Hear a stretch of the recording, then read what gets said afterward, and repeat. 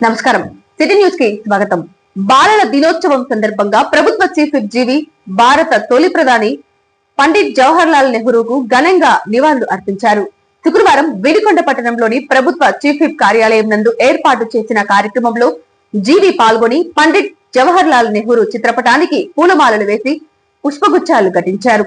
ఈ సందర్భంగా జీవి మాట్లాడుతూ పిల్లలకు చాచా నెహ్రూగా ఎంతో ఇష్టమైన జవహర్ లాల్ నెహ్రూ జయంతిని బాలల దినోత్సవంగా జరుపుకోవటం ఆనందంగా ఉందన్నారు.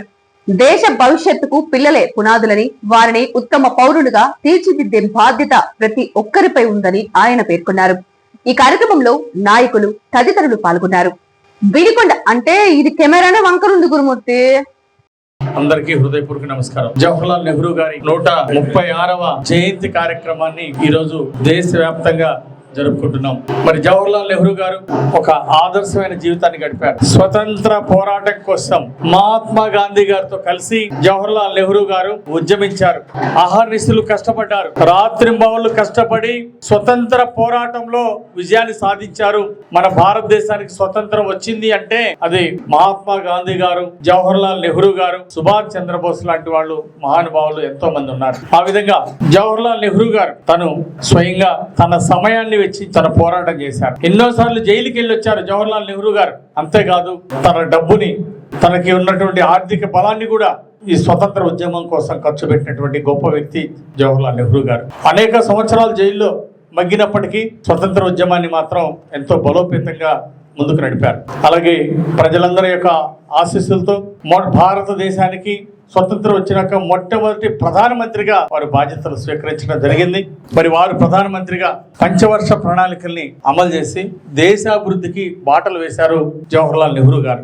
మన నాగార్జున సాగర్ డ్యాము నిర్మాణం వారి ఆధ్వర్యంలోనే నాగార్జున సాగర్ డ్యామ్ నిర్మాణం కూడా మొదలైన విషయాన్ని అందరికి గుర్తు చేస్తున్నారు. మరి నాగార్జున సాగర్ డ్యామ్ లాంటి అనేక డ్యాముల నిర్మాణానికి వారు శ్రీకారం చుట్టారు. మరి ప్రగతికి బాటలు వేశారు.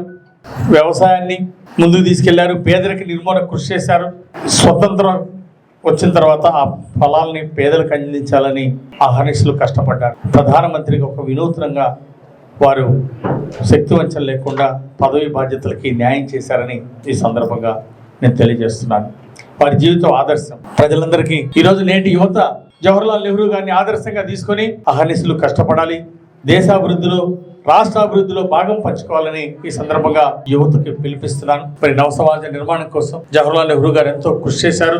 అదేవిధంగా ప్రధానమంత్రిగా వారు దేశాభివృద్ధికి కీలకమైనటువంటి బాధ్యతలు నిర్వహించి దేశాభివృద్ధికి బాటలు వేసినటువంటి వ్యక్తి జవహర్లాల్ నెహ్రూ గారు. మరి అందరూ ఈ కార్యక్రమంలో పాల్గొన్న అందరికీ అభినందనలు, ధన్యవాదాలు తెలియజేస్తూ మరి మన రాష్ట్రం ఈరోజు అభివృద్ధిలో ముందుకెళ్తుంది. మన దేశ ప్రధానమంత్రి మోడీ గారి ఆధ్వర్యంలో అభివృద్ధిలో బ్రహ్మాండంగా ముందుకెళ్తుంది.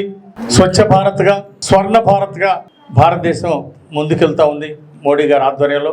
అలాగే మన రాష్ట్రం చంద్రబాబు గారి నాయకత్వంలో స్వర్ణాంధ్రప్రదేశ్ సాధనగా ముందుకెళ్తుంది. స్వర్ణాంధ్రప్రదేశ్, ఆరోగ్య ఆంధ్రప్రదేశ్, సంతోష ఆంధ్రప్రదేశ్గా ఈ రాష్ట్రం ముందుకెళ్తుంది.